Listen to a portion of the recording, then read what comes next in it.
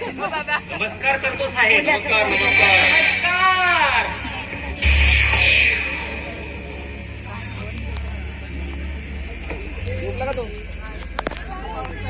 आलं ते आपल्या वेड्यामध्ये फिरतात ना शिंदे साहेब, हा त्यांचा पुतण्या. काय होत ब्राईट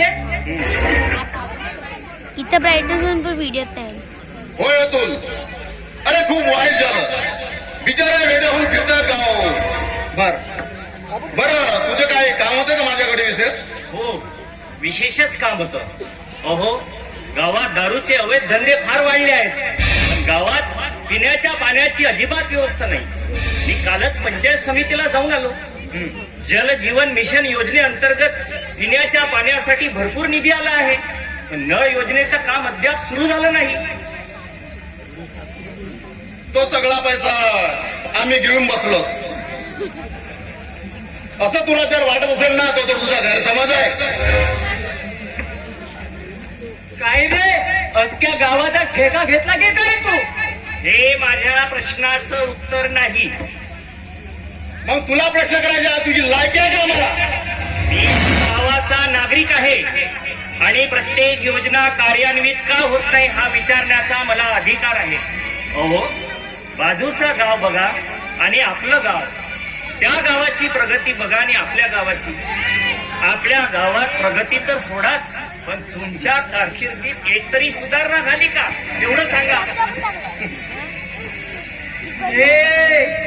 दोन सांभाळून बोल.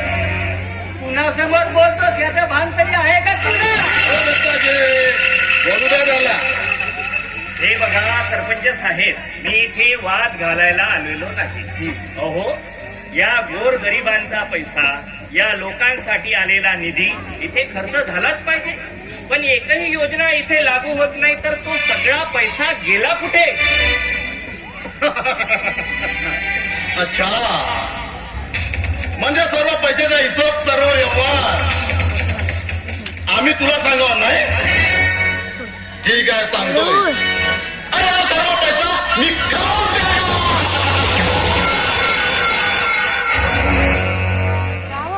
मला आजपर्यंत या गावात पुढे हिंमत नाही झाली, आणि तुझी एवढी हिंमत मला कोण प्रश्न विचारतो? होय, विचारेन.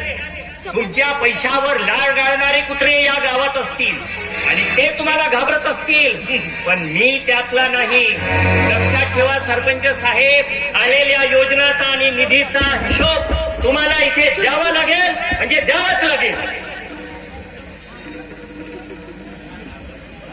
मालक साला खूप बोलून गेला.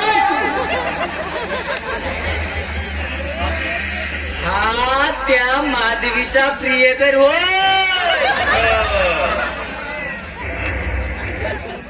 हाच त्या लोकांना, गावातील लोकांना भडकवतोय.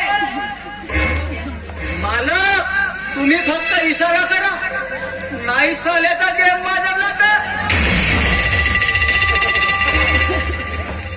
नाही दत्ताजी नाही. अरे याचं रक्त जरा जास्तच गरम आहे.